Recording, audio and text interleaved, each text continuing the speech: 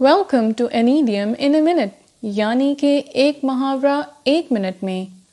آج کا محاورہ ہے کاسٹ پرلز بفور دا سوئن۔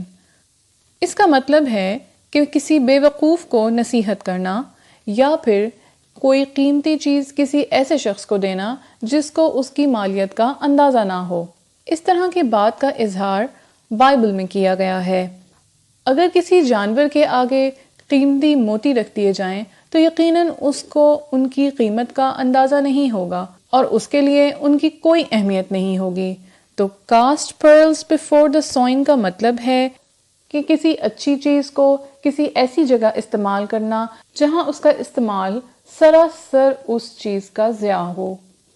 آئیے دیکھتے ہیں کہ اس کو جملے میں کس طرح استعمال کیا جا سکتا ہے۔